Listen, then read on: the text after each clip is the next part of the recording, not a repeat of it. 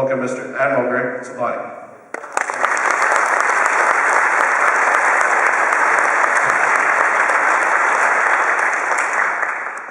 Thank you very much. I'm honored to be here today, and I applaud you for your effort on what you're trying to do to get the band over to Hawaii to see a December 7th event, because it is certainly a once-in-a-lifetime event, and I've had the good opportunity and the pleasure to be over there several times.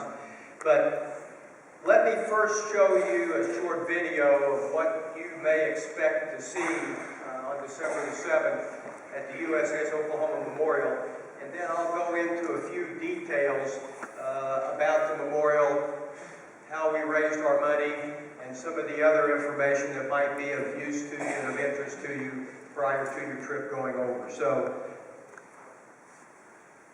I'm getting queued up here. You got the right one? There's one on the left.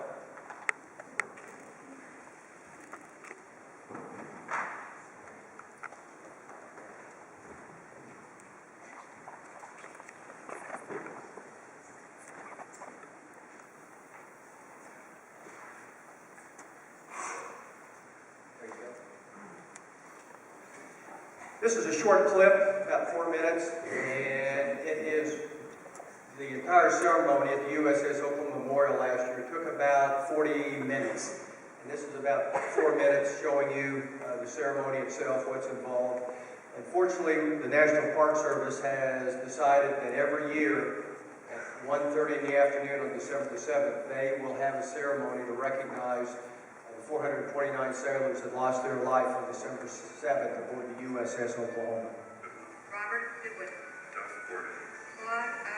Gollick. Wesley E. Robert M. Hunter. Clayton I. C. Iverson. Willie Jackson. Herbert B. Jacobson. R. James. George W. Hardy.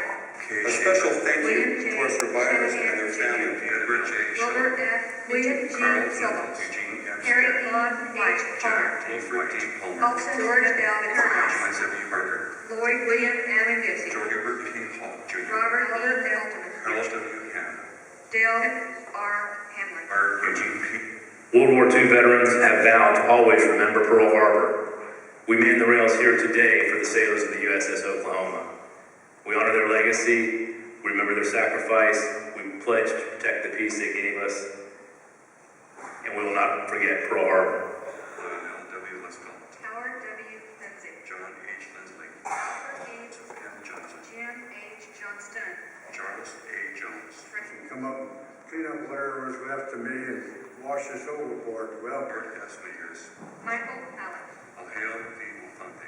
Walter B. Manning. Henry C. at one point there wasn't a single scratch on a single stone anywhere in Pearl Harbor that mentioned the fact that the USS Oklahoma was sitting right down here where the Missouri is standing today. Part of me is right here. This represents people we knew, worked with, trusted, and now all they have, but they do have, a marker, which I call a tombstone. A. Garth. Jesus F. Garcia. Eugene Harris. Paul H. Gibson. Leonard R. Gunner. George T. Paul. Okay, they know what to do. Yeah, take them out of the package. But I hope and pray that you will allow me to bring many of the tribe's dancers that have family members that were a part of this over to serve some famous day of December 7th. And he said that we would work on that, and I hope that I get that opportunity to do that next. It's just so inspiring. I'm just thinking that future generations are not going to be able to actually hear our survivors. So how fortunate we are to still have them among us. Thank you so much for being here.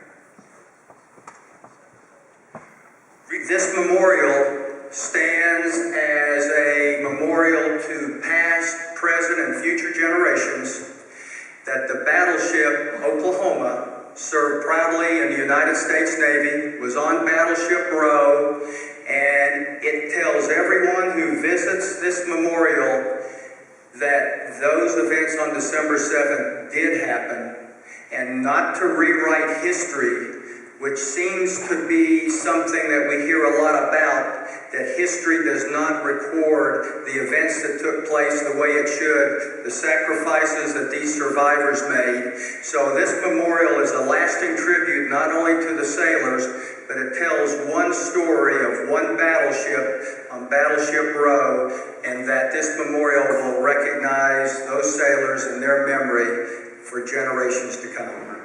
William M. Thompson. Richard J. Thompson. Cecil H. Thornton. Robert Held.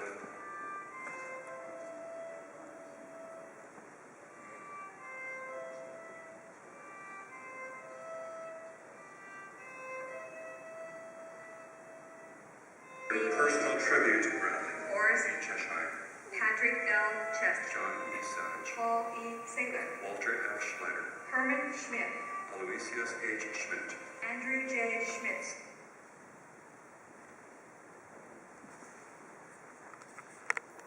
That is what you'll see this December. The ceremony very similar to that. That memorial, as you see, has 429 white standards, and as Ann likes to say, they're tombstones. But those represent the names of the 429 sailors that perished that day. In 2000, myself, Tucker McHugh, my co-chair, decided that we needed to correct a wrong that had been done to recognize these sailors who gave so much so that we could serve, and we were sailors, and so that we could serve our country. So we began, with the help of Ed and several others on the executive committee, to embark on a project to raise $1.1 million to build that memorial.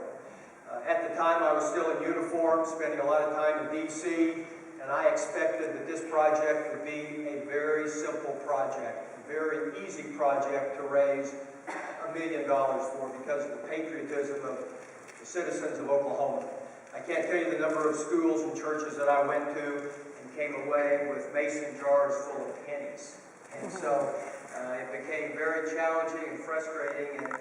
And in 6 years, we finally reached the point that we were almost to the area of raising enough money.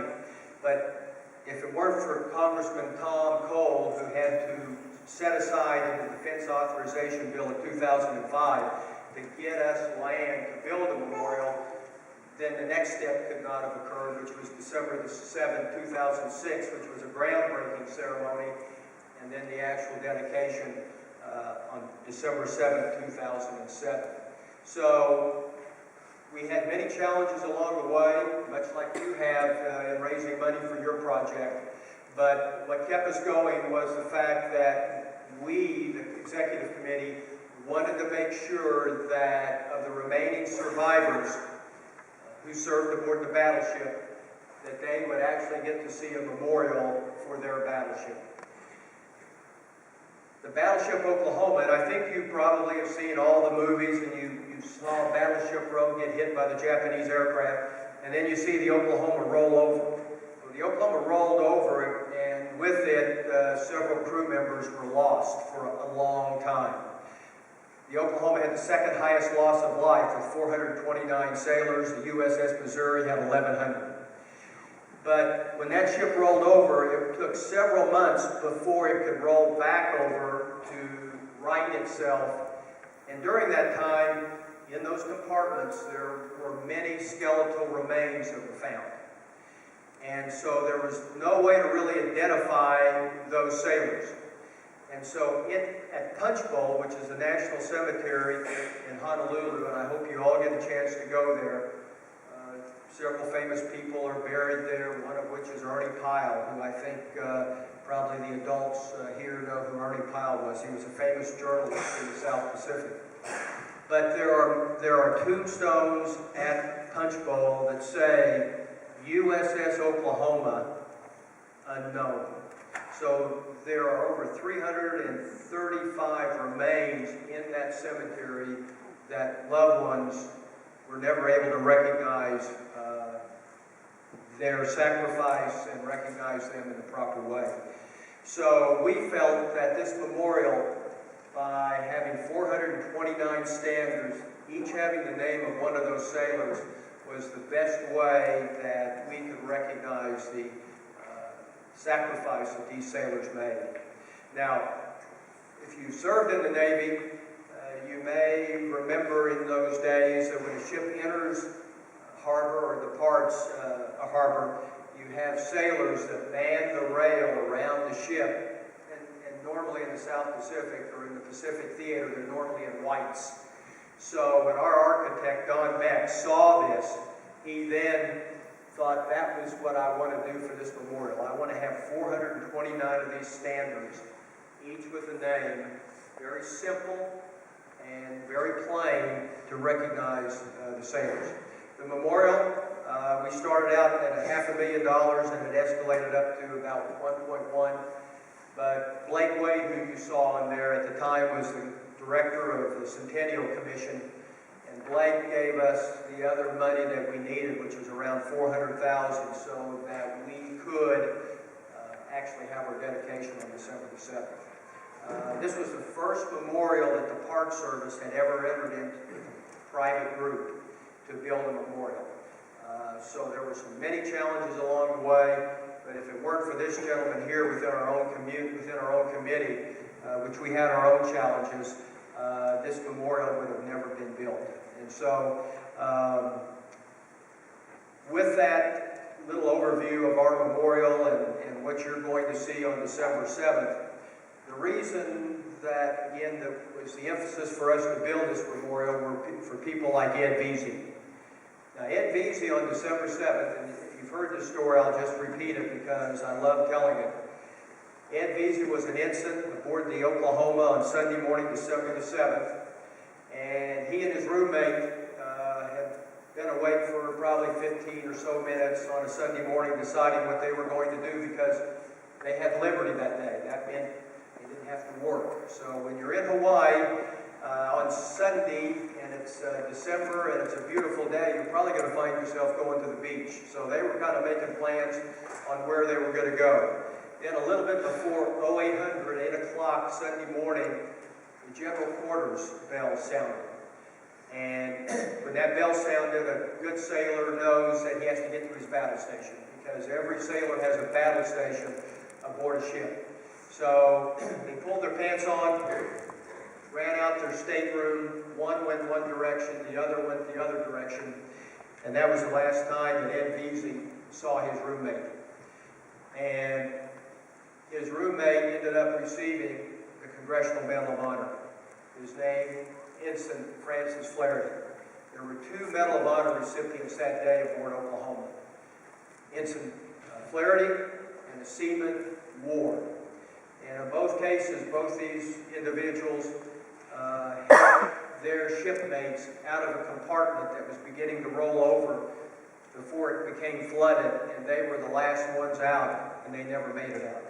So, Ed Veazey will tell you that he's not a hero, he's a survivor. He's 92 years young. 92 or 93? Have you aged? How old are you today? How old are you? 92. Okay. He's 92 years young. So, Ed Veazey has been an individual who has been with us all the last several years through Hawaii. And he's someone who I consider a friend.